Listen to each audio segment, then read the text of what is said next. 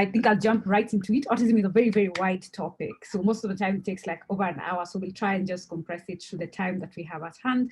And as you can see, for me, my house always has that background, and I'm always fully representing my children with blue, especially this month of Autism Awareness, because we light it up blue for autism.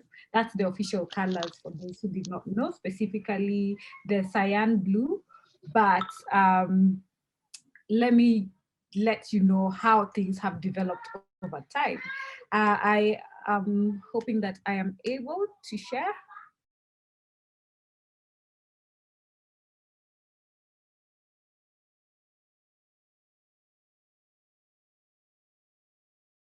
Now share my screen. I'll try and take us through as fast and simplified as possible because of how wide, complex, and all of that autism is.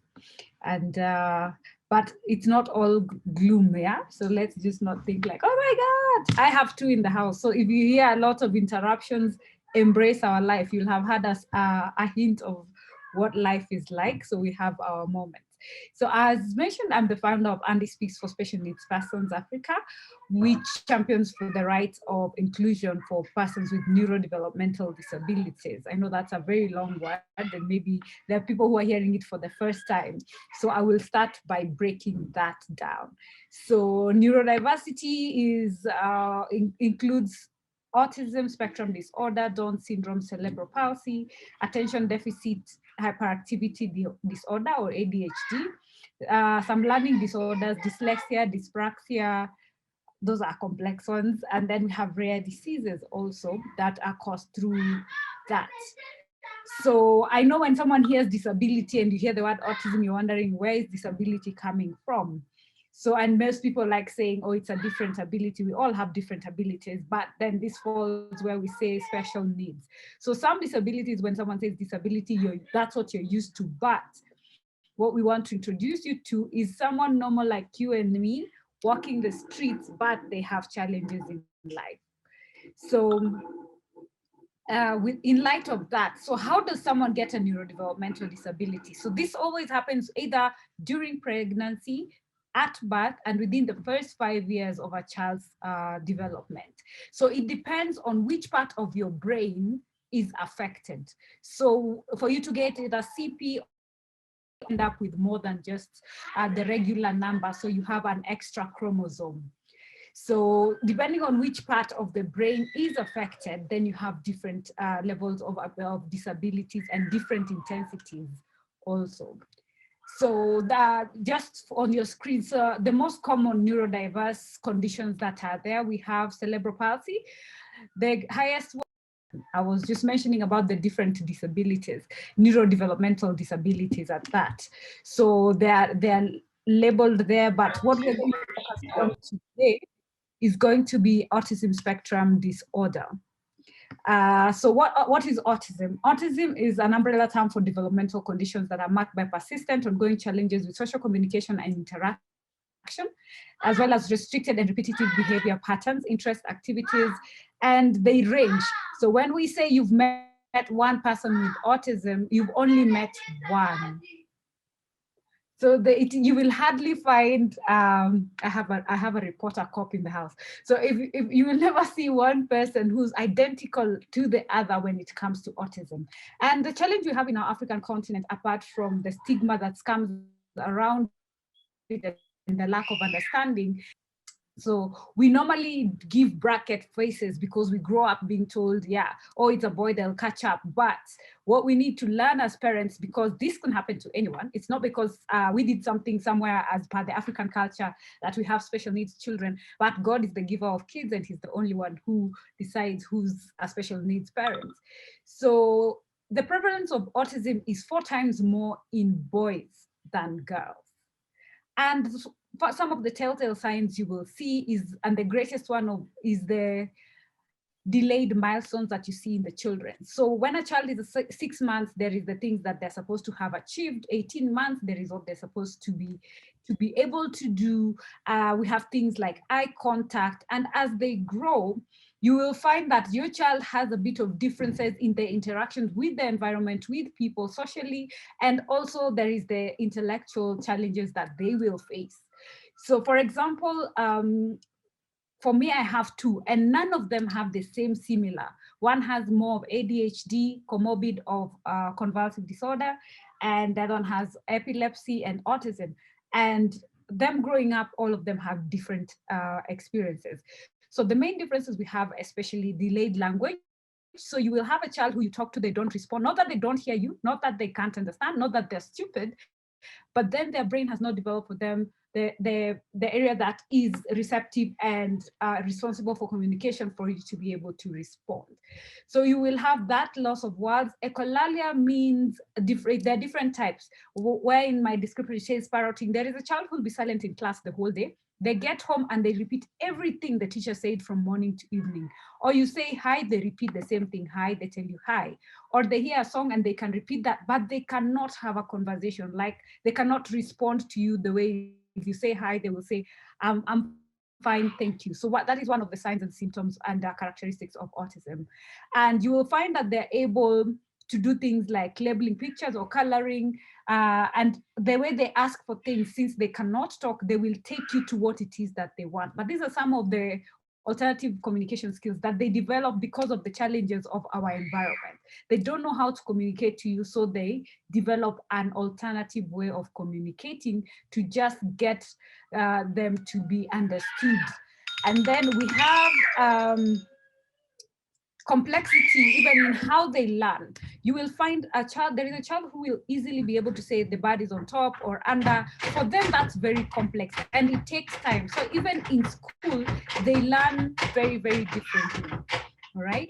So when we come to social and integration and differences, you find eye contact is one of the greatest challenge. And this is something as a mother you can also identify very early. When you're breastfeeding, your child is supposed to look at you in the eye. So you will find for autistic kids, they never have that eye contact, or it might not be clear, or they'll only manage to look at you for a certain period of time and look away. And on top of that, what as you grow and what you get to understand is, because I know it's something that I suffered with one my last born, because for him, I really took a long time before I could embrace the fact that he was mildly autistic and had ADHD. He could not look at me. When I'm talking, he will, but when he's responding, he looks away. But from the research and learning, one of the things that I got to understand is they cannot process too many things at the same time. So they have a lot of processing, integration, and what do we call it? It becomes too much for them. So they can only do around 2 to 3 tasks at a go. So it's either I'm listening to you, taking in what you're saying, and preparing for what it is that I will say after. That is something for you as a normal person you will take very easily, but for them that's a lot for their brain to process. So they look away so that they're able to answer you. If you force them to look at you, they will not be able to respond. So yes, they understand what you're saying, they might go and do it, but they may not be able to respond at the time if you force them. So when you see someone is not able to give you eye contact, understand that is part of the challenges that they have. There is difficulty in interaction with their peers. If you give a child, a boy, a car, the most typical thing that you will find is they will put it down and imitate and make the sound. Especially child who has autism might not even show interest with that. They might take the more girly or the more awkward thing that is around, and then they will fidget with it or do something different that will stimulate them according to what their stimuli want. For me, for Andrew, we go outside, I take him outside. As Bradley will run to other kids, Andrew goes to a specific corner, we look for a stick, and because he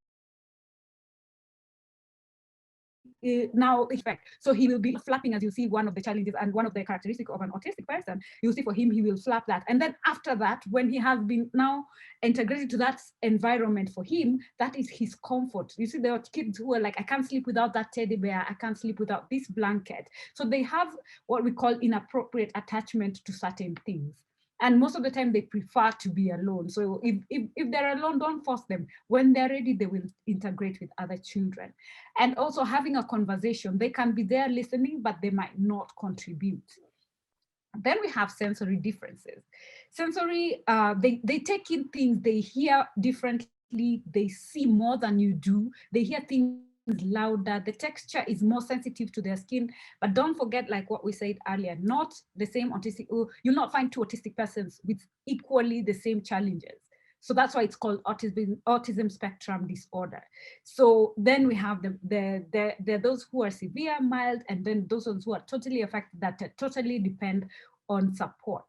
So you will find things like they're very sensitive to sound, even eating. There are textures of food that they cannot stand. Like I know, as much as I'm a kissy, my son cannot eat a banana. He knows it's a banana. He'll tell you, "Mommy, banana," but you give him, he will run away. But there are things that he'll be eating. He likes the bitter kind of thing. So you understand what it is that they like. If it's the texture or it's the look or it's the color, then you just mix it for them so that they're able to. And then now when things become too much for them, either in the environment or the sensory intake, they develop behaviors that help them come and adjust to the environment. And that is something we call steaming. So when you see them like either rocking in the chair, flipping their hands, biting their fingers, or either doing a lot of things like that, or spinning, walking around in circles, that is something we call sensory stimulation. So that is what helps them to calm down and be able to pay attention, maybe when they're having a conversation. So when they're doing that, they're just not being weird. They're just trying to adjust and calm their body to be able to pay attention.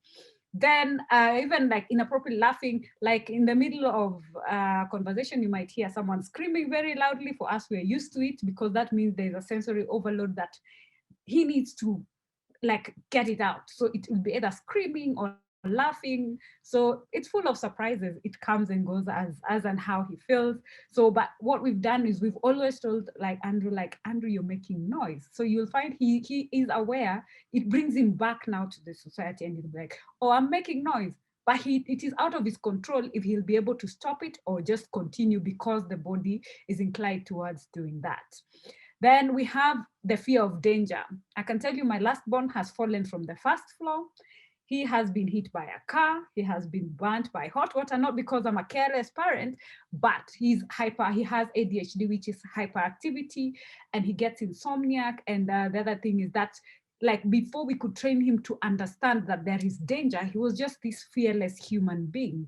Yeah. And when he was younger, he had high intensity of pain. I remember there is a day we had the sliding doors of a car. His finger was there for like 30 seconds before he started screaming, or not even screaming. He was just like, discomfort. So it always, for you as a parent, you always have to be on high alert because they might be in danger, but you might not know. And there is that expression of some of the things that they feel, they might not be able to do it easily. So you have to really, really, really be aware of the environment and just keep it very safe for them so that they don't find themselves in harm's way. And apart from that, you see, these are some way I was saying there is that invisible disability, and the complexity of them looking normal is the fact that all these things are things that they go through, but you might not be able to understand. So I want to show you an awareness video. It will just take you 5 minutes so you see what I'm talking about in this animation video that we made to just explain what autism is in their eyes and how they go through life. We are all different, and that's wonderful. Some differences are easy to see. Height, hairstyle, eye color, and so on. Other differences can't be seen. Our favorite foods, fears, or special skills. Interestingly, the way we see the world is also different. For instance, what do you see in this drawing? Most people see a duck, but some of you might have seen a rabbit. You are correct. This is just a trick drawing to show you that all brains work differently. The brain is your body's computer. It works differently for all of us and controls how you learn. That's why we are all good at different things. How you feel, which is why we all feel different emotions. And how you communicate. Sometimes the brain is connected in such a way it affects senses and how we perceive and read situations and interactions. This is known as autism. Many people have autism, so it's likely you already know someone who is autistic. And for this reason, it's useful to know a little bit about autism. The special wiring inside an autistic brain can sometimes make the person good at tasks we may find difficult, such as mathematics, drawing, or music. It can also do the opposite, and activities we find too easy are incredibly difficult to learn, such as making friends. The senses constantly send information to your brain about your surroundings and other people. However, when a person's brain and its senses don't communicate well, the brain can become overwhelmed and confused, affecting how they see the world. Picture yourself walking down the street.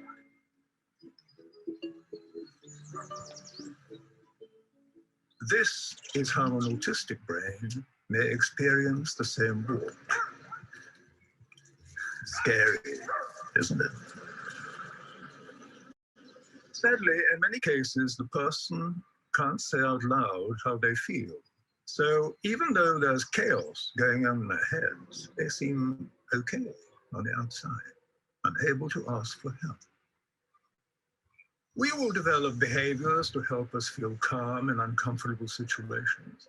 We may look away, hug ourselves, chew our fingernails, fidget, bite our lips, and so on.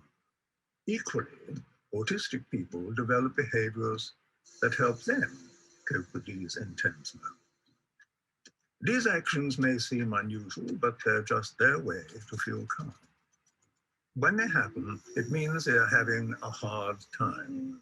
The kind thing to do is not to give them an even harder time by getting cross, ignoring them, or mocking them. Remember, just because a PlayStation can't read an Xbox game, it doesn't mean it's broken. People with autism need friends who are willing to take the time to learn. With good communication and plenty of patience, everyone would be better off. People with autism are not ill or broken. They simply have a unique view of the world. And with a little support from their friends, they might just be able to share that feeling with us. Autism can make amazing things happen.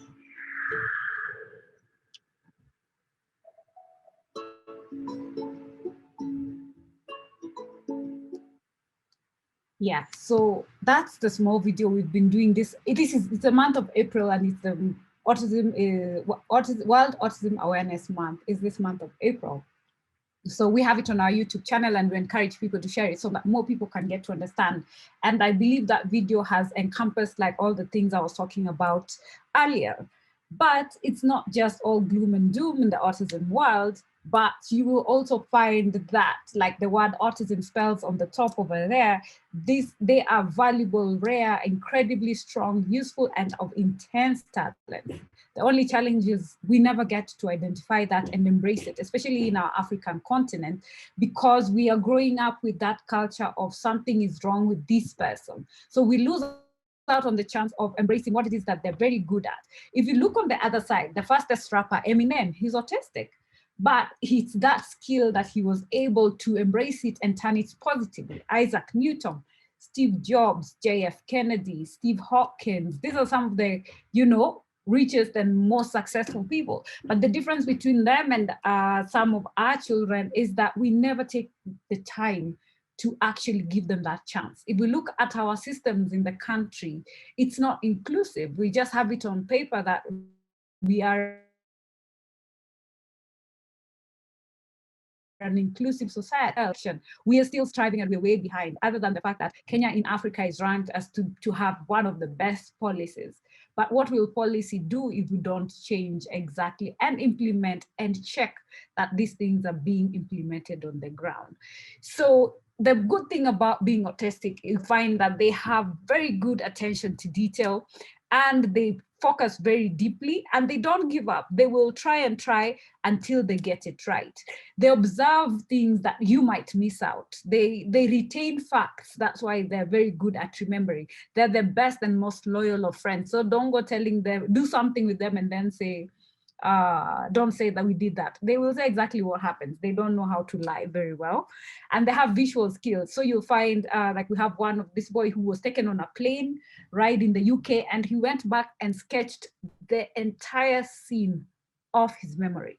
So it's all about how we look at it and how we embrace it. So if we look at all these positives about them, the creativity, their resilience, the tenacity, and accept their level of integrity, you will find we will be able to actually have very, very skilled people in our workforce. But all this is only possible if we work from our policy basis. The other thing that comes with autism is comorbid conditions. These are conditions that coexist with autism.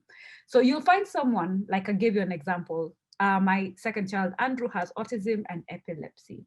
And Bradley has ADHD, mild autistic, and a convulsive disorder. The good thing is, not for everyone will live with that for a long time, but with medication, the body then is able to regulate, because what epilepsy is about, the high frequency in your brain, and then it destabilizes the communication in your body.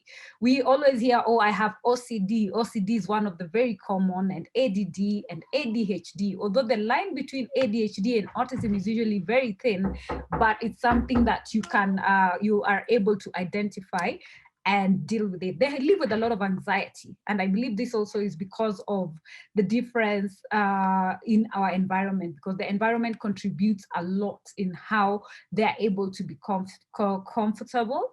And you can imagine living with all this stigma, and you get to your teenage. Teenage is already very, very hard for a normal child. So you can imagine how it is for an autistic person. So this on top of the anxiety, you find they get stressed out and depressed. There's actually a parent who said their child hit teenage and they didn't want to go back to school. They just want to stay in their room, and they stopped communicating.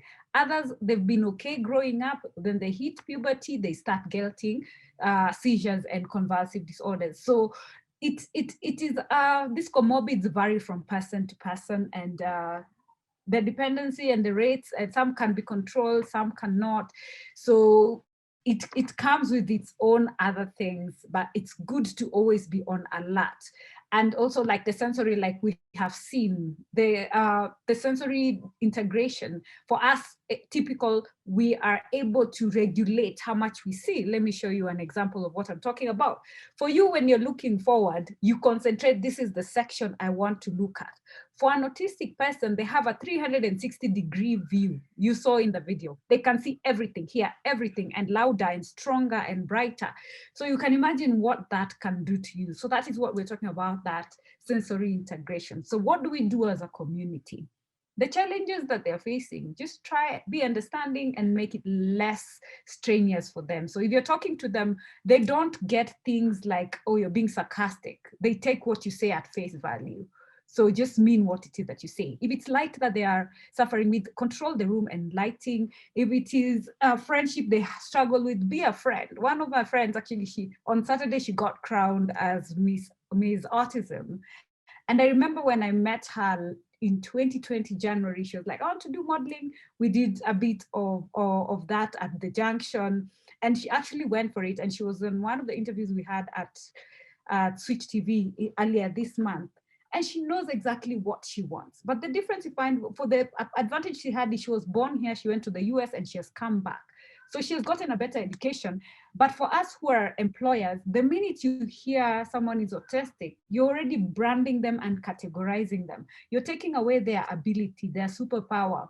You're not letting them be able to express and share that light that they have with all of us. If it's the pressure of how they work, if they work slowly, let them do. If they need an environment that is different, there is a certain way, because we have kids who can't even stand the labels of clothes. And you have those who don't want a certain, like something like cartoons.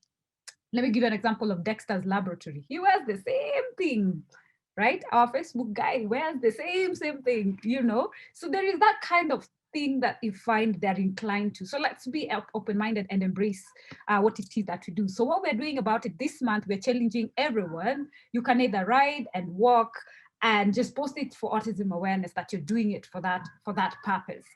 We've chosen a school, Kasarani Primary School. It is so dilapidated. We want to increase the education so that we don't set laws about inclusion now saying that, oh, we are giving 5% for employment, yet you've not given that person a chance to get education. Yeah, so we're starting from the root, going up, ensuring that they have the 360 of what it is that they need. And what I'll encourage all of you is just focus on the ability of a person who's autistic and not that label that they are autistic. And that's the only way we're going to be able to embrace and integrate them in our society. And for that parent who has an autistic child, it doesn't come with a manual for us. We are winging it every day. It's like a walk in the dark, not in the park. But with every day we learn. And that child depends on you 100%. If you give up on them, then no one else is going to be able to stand up for them. And the ones who make the greatest progress are the ones whose parents have stood by their side 101%. So I'll challenge you to be the voice and embrace difference and be an autism champion this month of April and through and through. And when you find a child who you think could be autistic, you can let us know. We can be able to help the parents see and integrate them. Or you can have that talk with the parent and just let them point them towards the right direction so that the child can live a near normal life as possible. And what we should not forget, their stripes could be different, but their heart still beats the same like ours. Thank you very much.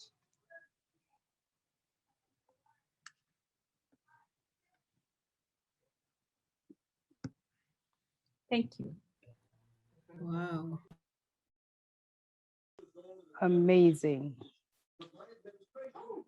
Wow.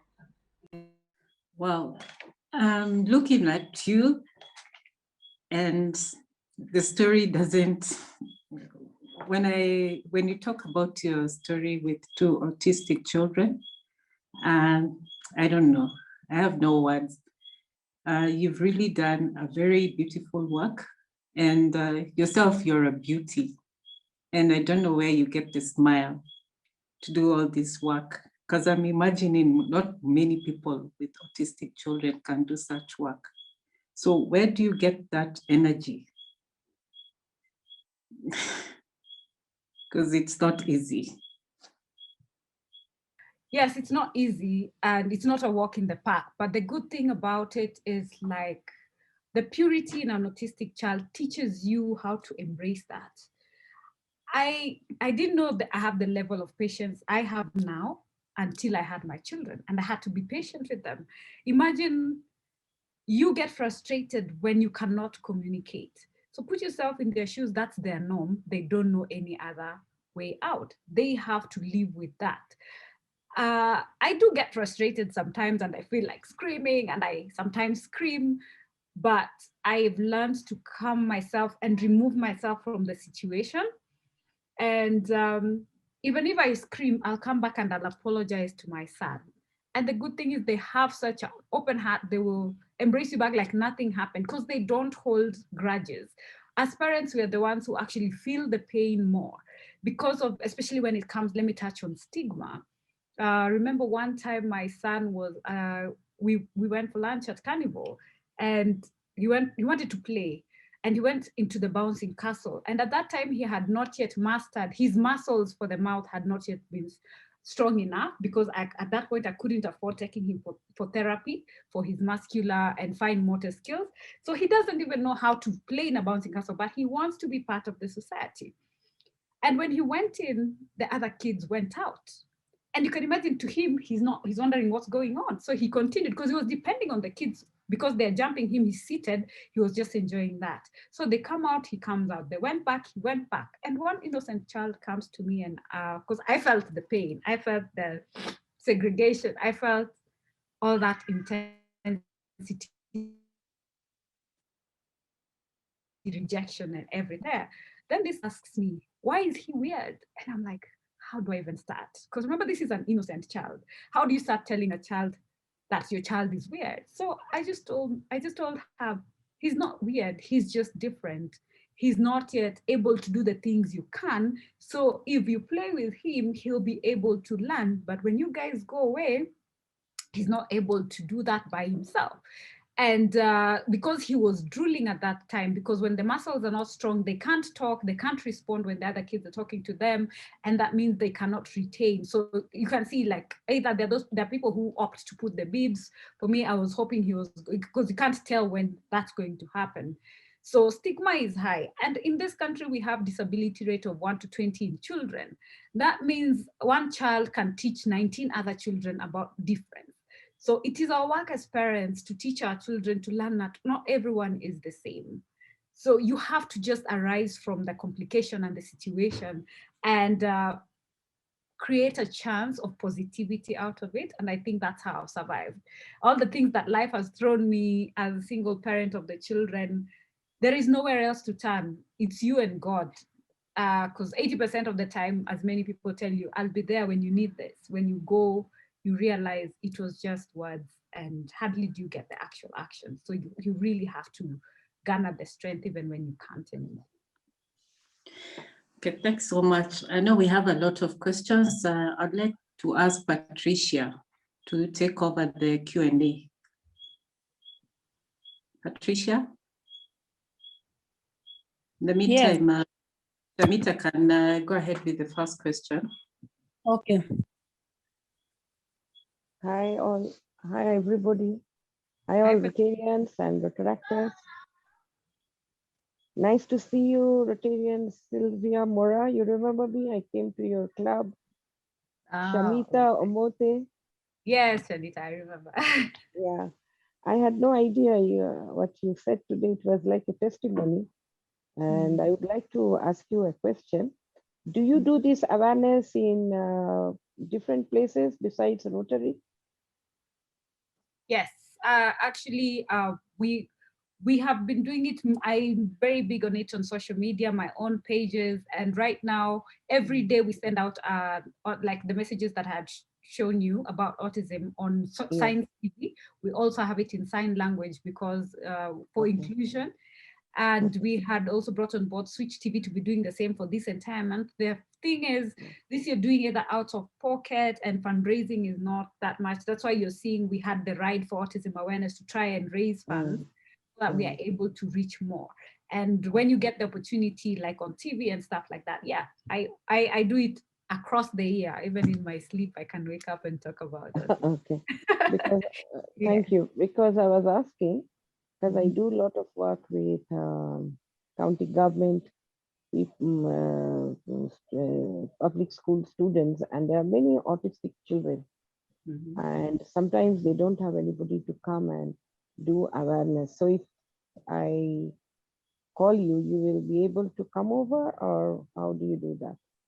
No, you just let me know the dates. If I'm available, I'll show up. If I can't, I have a troop of parents also who can go on my behalf, and those who are ready. Because remember, the other thing is not every parent is ready and willing. You could have accepted it for yourself that your child is autistic, but the stigma that it comes with from the society is also very high. So you see that those are who, I will do something about it my way from my house, but I don't want to come out in public. And then those of us, for me, I said, okay, God, if this is why you gave me these children, for them to be a face of something and bring change, so be it. Let me be the sacrificial lamb. You know that song that says, here I am, Lord, use me? Yeah, because before I started, when I discovered this is my purpose in life, raising awareness for disability, the verse that I received was Proverbs 31, 8-9, which says, go forth and speak on behalf of those who cannot speak for themselves and ensure justice is done. So for anywhere where there is a forum that needs inclusion in policy, government, wherever, in schools, health, education, you can count on me to come and stand up for them. Yeah. Okay, thank you very much. Can you please share your number? I think I've tried to find your number. I can't see it. Let me write it on the chat. Thank you. Bye. Okay, Patricia, take over. All right, thank you very much. Thank you also, Sylvia, for gracing our club today. My name is Patricia Njeri. I'm the secretary-elect. I'm going to be taking your questions. And before I take any other, there is one, Mokayagi has been raising, is it he or her hand? Kindly, you can go ahead, Mokayagi. Thank you. I hope I'm pronouncing the name right. Yes, you are, and you're among the very few people who pronounces it right the first time. So well done. Thank you. Okay, so the question is to Moraa. By the way, Moraa, I follow you on Instagram, so I'm really glad to have joined this talk today. So my question is, how do you create a support mechanism in view of the challenges that you've had raising your two boys? In my personal life, not very many. You know, the funny thing is, as much as we have family, not even your family can actually understand your children. Even my own dad, until this point, there are things that my son will do and he'll forget that he's a special needs child, and you'll find him like, no, don't do that. And I'm like, dude, you know what's going on. So my mom tries, my sister forgets at some point, and it's a constant daily job. I've made their eldest brother the ambassador to, because I can't be present everywhere, to always like enlighten, like if it's at playtime, he talks to them. I'm blessed to have gotten a nanny who's also very understanding, because that's one of the other challenges that we have. I've had nannies for 24 hours, 1 week, you know. I've had one who came, and because the kids can't talk, she wasn't feeding them. They lost so much weight. There's one who was not giving them medication because they're on daily medication. And if you don't give them, it's like signing their death sentence with epilepsy, because when it happens, they lose their brain cells, and there is that loss of oxygen. So you have to really, really pay close attention to the children. So that is now internally. When it comes to out there, for us with multiple, I formed a group for special needs with multiples. So we have that support group.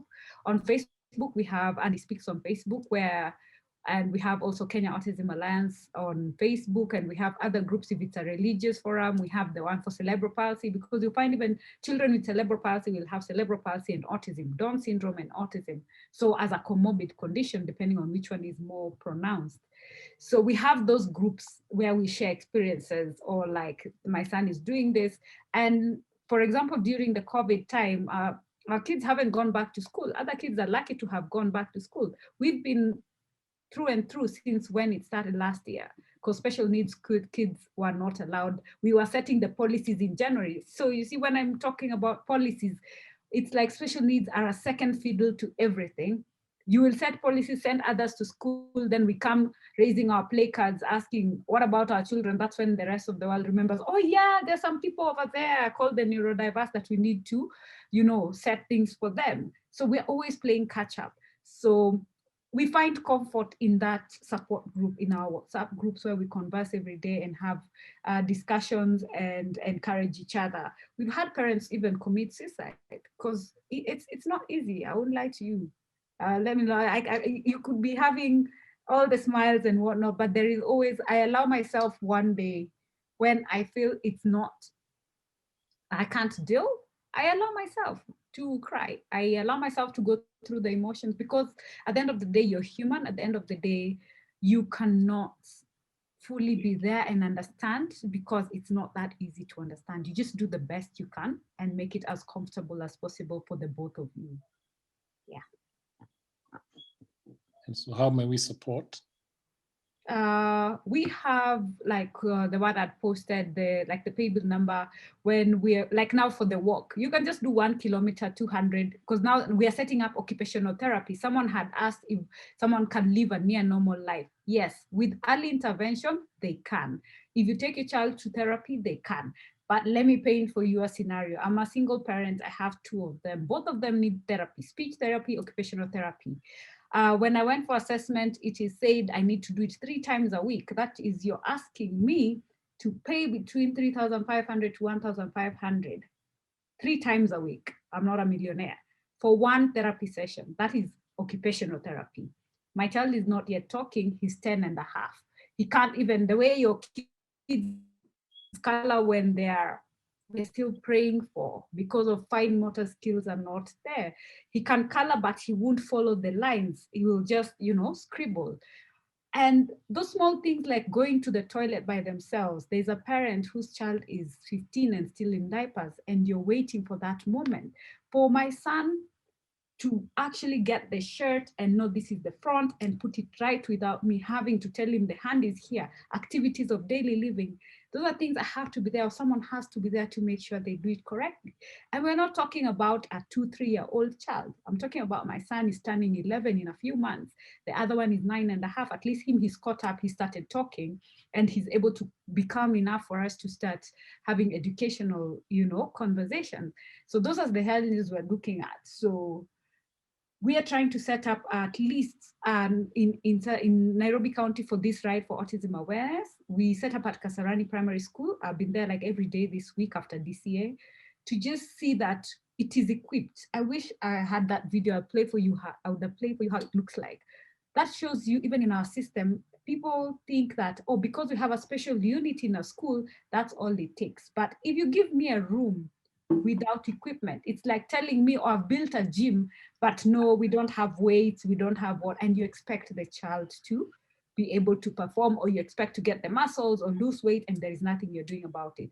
So that's why we've come up with that fundraiser. So you can either buy the merchandise that were there on that slide, or you can just donate, or you can actually go and buy textbook center, buy plasticine, those smallest things we take for granted, like toys. I wish they were near here. I would show you just one toy, what it would mean for my child as opposed to a typical child. Because for them, just the fact that eye-hand coordination, that this comes here, it goes here, it's not that easy task. That is that communication of the brain to the rest of the body to coordinate is a task. And that's why they go for therapy, to be able to flex their muscles more. Holding a pencil, you have to import the trainer or just make them do it over and over and over again. You can imagine, I've taken my son to school since he was 2.5 to date. He's been doing that writing and he still can't do it. He can't write number 1, So, but we are hopeful. So yeah, that's the behind the scenes. Thank you. All right, thank you for your question, and thank you, Sylvia, for the amazing presentation. As we continue, just for notice, there is the essay and the club pay bill is on your chats. Kindly let's continue to send our essay and our happy dollars.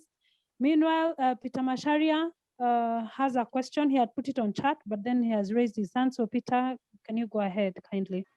Thank you very much, Patricia and Sylvia. That is an amazing awareness that you're doing. I love your energy. I love what you're doing to educate us Kenyans on what it takes to raise these children. And I think it's also very encouraging to see that people who we admire, superstars, top business people are actually I don't know if it is R or WA. Is it lifetime, or do you grow out of it? Depends on which aspect you're looking at. Yes. You see, like Bill Gates, or yeah. So is it the kind of system that you grew up in that allows you to develop into a normal person? Maybe you could answer that, because you had touched on the other elements of therapy and diet. Yes, most of it is the systems and the policies we put in place. If you look at the social protection in the US, Canada, UK, because I remember what I did to go to try and understand, to just see what will be the difference I need to bring back home for my children to be able to just integrate into the system. And you find here, when we are talking about something, there's something we call IEP in the education system. IEP is Individualized Education Plan, where you take my child for who they are, their strengths, what they can do, what they cannot do. You set goals for them. So you're not throwing them in a classroom, oh, you have to know 1 to 10 by this time, then you're number 1 to 20, you understand? So, and that IEP is what guides me. As a parent, I have to go to school, and when in UK, they have the class teacher, the therapist, the social worker, both parents, the head teacher. So it's a team. Even if you have like a child with DS, that's Down syndrome, you'll have the eye doctor, because you see DS has other comorbids like heart conditions, hard of hearing or sight. So the entire team that takes care of that child is present. And because they also expose them from here, like if it's music, if it's sports, all that. If you see the playground of a special school in the UK, you compare it to ours, where to make a mitimbili goalposts here, football, for them, they actually have sensory, like their basketball hoops are made for special needs, right? It's adjusted to their height. It is not that ring only, it guides, because for them, that eye-hand coordination is complex enough for them to be able to see the loop. So it is a cone and the ball is different, yeah? So you see, they have made the environment inclusive, and that's one thing we don't do. If we were talking about sensory integration, look at our matatus. You think my child can survive in a matatu? How loud it is? Definitely not. That will be bringing other things. And you'll see an autistic person with the mufflers. They're called the muff. The ones you might think it's headphones, but it's to cancel out excess noise because they overhear. There are those people who will be seated here and there is a rat there and they can actually hear that rat. So you see, that is a superpower that they have, but what are we doing about it? You understand? If it's a boy who's singing, why are we not taking them to music school and focusing on that? Let me take you back to 2 years ago when this boy won America Got Talent. He's blind and autistic. Everyone was shocked, but it's not a one-day job, right? It's because they identified this is what he's good at and this is what we need to build. And they built it to a level that he was able to perform to that. And it took that parent to embrace their child and actually publicly encourage them to do it. So for us, it's something about us parents first embracing and stopping to be ashamed at, oh, because my child is different. Everyone is different in a different degree. So it's how you embrace it. And then our systems, let's enable the environment so that these children can thrive. But if we keep creating obstacles for them everywhere, then we're not doing them any justice. So like you see, when we're talking about, oh, Steve Jobs didn't go to college, it's not that they couldn't afford it, right? It's because he identified what he's good at. If it's IT, plug that child into IT, let them be the best IT person, and you'll see such results, right? And to keep failing and they keep trying until they get to what it is that they actually do. Like for me, I know my son crams, he knows bongo songs. I don't know, I've never heard, he had it once, he can remember. But I ask myself, where do I take him? Which musical do I take him? Because his auditory, he can say, he can hum the entire song, the words he can articulate, he will say them, but you know he's aware what is coming. Or he will say, he knows all banks, you know, like you will pass, he'll tell you, oh, anything Safaricom, he will identify. Citizen, he knows the song for Citizens. News, he knows Babu. I didn't even know who Babu was until, you know, you just hear them repeating and stuff. So you have to also pay attention to understand their language. And then now you nurture that. But then I ask myself, will I go for therapy? Will I pay that 15,000 every month for his epilepsy? Will I pay for speech therapy? Or will I pay for music? And I'm in events and this country is on lockdown. So it just puts you in a space that as much as you might want to do some things, your hands are tied. And just to give a picture, when I remember when the lockdown started, for those who saw on Citizen, that crazy woman in the rooftop, that was me with the 2 boys running up and down there. That's our daily life. So I'm already exhausted by the end of the day. You just want to shut yourself and be like, okay, I need to collapse. And tomorrow is another day of the same story altogether. Yeah. Okay, can we ask? Yes. Okay, All right, can we go ahead, ask? Madam P. Okay. Yeah, can we ask SA whether we can extend a few minutes? SA, can we extend maybe 10 minutes? Is it fine? I think JT is on another call. Yeah, oh, he said Okay, it's okay. He said it's okay. Okay, okay, we can take maybe 2 more questions. All right. I think Lima's hand is up. Lima, kindly go on. Sylvia, thank you so much for that talk. I feel so connected to you now because all along I've been dealing with you in branding and PR, and I didn't realize you're even a stronger person in what you're taking in the social awareness. So my biggest question is, because I have a nephew who is autistic, but okay, to the level that we didn't really understand all these things that you've spoken about. But I saw the mother talk a lot about diet. Could you comment something on diet? Are there foods that these children are allowed? Are there foods that they're not allowed? And when they get to a certain age, like 18 years, are there some of these challenges that just die out as they continue to grow? And also, do we have schools for adult autistics? Because most of them are for younger children. That takes me back to what I was saying we're trying to change. We have the early entry system, but if you notice, most early entry system schools are a frustrated parent who decided to start a school. Then where do you go from there? And I know we're in conversation with the special needs director on how we can improve. And the project we're doing at Kasarani Primary School is actually a flagship project. I'm trying to see if we integrate the therapy center to be together there, then the parent doesn't have to look for a therapist. They don't have to go out of school to go look for these services.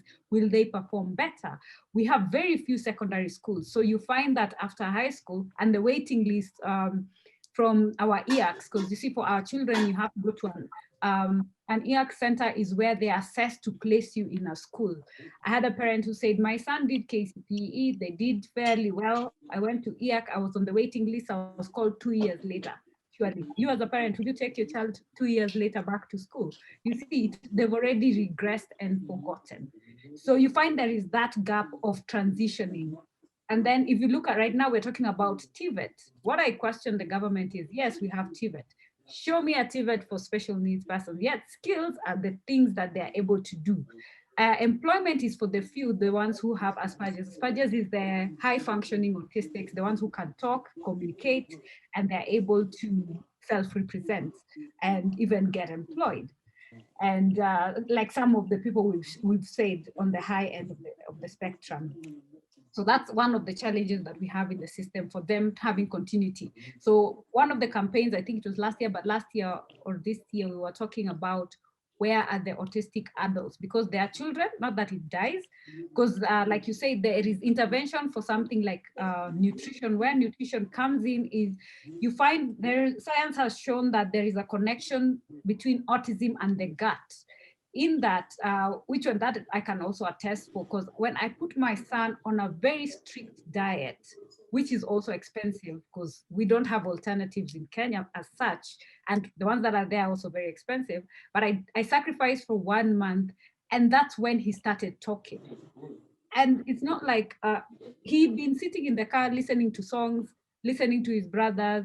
So one day he just, a Saturday morning, we just had a new voice singing Twinkle Twinkle Little Stars on the corridor after the intense diet intervention. And that's how he opened up with speech. So we avoid milk, so we are on lactose-free milk. And even when Andrew was younger, he as a child, he had jaundice, he had high reflux, he had lactose intolerance. So those are also some of the things. The earlier you remove from the child's diet, the lesser complications they will have. Yeah. So diet plays key thing, and also cutting out wheat that is gluten-free. So, and then not all of them are the same. And you also have to find now supplements for whatever you're cutting out from the diet. So you also have to have a nutritionist to work with you through the same, because I understand that is one thing that works. And I know the other question people ask is about stem cell therapy, stem cell, which is the replacement of brain cells so that they can self-regenerate. For some people it has worked, some people it hasn't. So there is no such thing as a cure for autism at the moment. We don't even know 100% what the cause of it is. We have a few hypotheses of the same. I hope I've answered the entire spectrum of your question.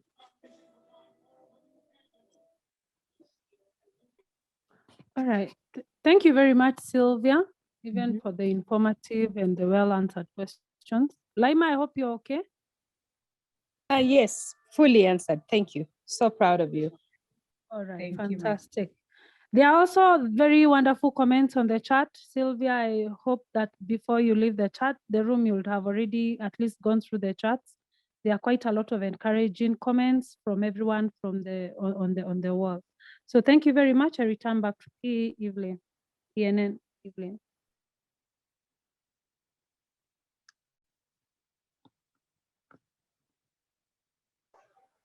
Evelyn, you're muted.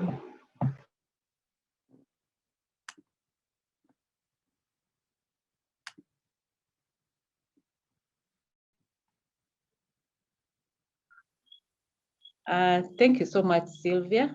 That was really encouraging and an eye opener for people who have no idea, who have no information about autistic children. I think most of the time we always say, watoto hawajaangaliwa vizuri, but now we know. And I give IPP Masharia to give a vote of thanks. Thank you very much, Evelyn. So mine is to thank you, Sylvia, for having spared time to come and talk to us about what you're doing with autism. And I think from this presentation, what has stuck in my mind is that God gives us loads that, or rather, God cannot give us loads that we are unable to carry. And I think you exemplify that in terms of being able to raise these children, at the same time, all the other things you're juggling, including the many awards, the Rotary functions. I saw Miss Elite Face of Africa, all these things, and still being able to give these children, the care that they require. So first of all, I want to congratulate you for what it is that you're doing, to keep it up. And I think it would be a great thing if you came up with a manual or a book for other parents who are going through the same. What can they do from the word go, when they, from discovering that the child is autistic, so that even us as a country, we can say we have somebody who's a champion at this. Once again, I want to encourage all the people on this call to kindly support this great initiative that Sylvia is championing. And I think for us who are on this call, it's also up to us to educate others on autism and be ambassadors on behalf of Sylvia and all the other parents who are going through these challenges. The most encouraging thing is that there is hope for autistic children, and I think that they are so talented that it is up to us to ensure that this talent, is exposed and utilized to the benefit of everyone. So on behalf of the Rotary Club of Ongata Rongai, I want to thank you for joining us, for giving us this presentation, and for all those who took time to also share with us on this awareness on autism. Thank you very much, Sylvia. Back to you, Evelyn. If I may answer you, Peter, on that, the question of what we're doing to guide other parents. I'm working on a personal project called Special Needs Info Hub. It's an online platform where we're putting the education of what autism is, and the guidelines, like you said, we are putting out that, yes, you will get, there are stages in how you handle the news. Like there will be depression, that's a given, allow yourself to go through it. Then acceptance, which might take longer because you have family, you have spouses, you have this entire surrounding that always gives you a harder time and blames you as the woman as the cause of these things. So by the time you cross all these hurdles and then accept, it's the only time you're able to do something and where to go from there. And we're putting out a database because most people don't know where to take them for schools, don't know where to take them for assessment. But since it's a self-funded project, it's been stalling a bit because when you're depending on volunteers, it's when they have the time, they're able to do it. So the information is there and research is ongoing, but so we're building up the site slowly. It's up and running, at least the basic information is there. I'm working with the ministries, at least Ministry of Education has given me the government lists. I am hoping we'll be able to vet the private schools because we've had very many incidences of our children being mistreated and being mishandled in boarding schools. because parents sometimes opt to take them to boarding schools. By the time you go, your child looks like a stick. They've not been fed. We've had on Facebook, you will see we had an issue of a child within 1 month, they were malnourished, they had bed sores. By the time the mother was interjecting, the child had a very short time before they passed on. So there's so many gaps because there is no one checking. Yeah, remember what I said about those other people, they're usually everyone else, majority. But what I always say, there is this photo I have put out on my social media that like in a snowing situation, there are children who are standing at the bottom of the stairs, and the caretaker was clearing the stairs, and there was a child on a wheelchair saying, could you start with the ramp? And the guy was like, why should I? You're only one, and there are many more people waiting for the stairs. But the wisdom he didn't see in this child was, if you clear that ramp, that child can go and any other child can use that ramp plus the stairs. So that's how we need to look at solution-based.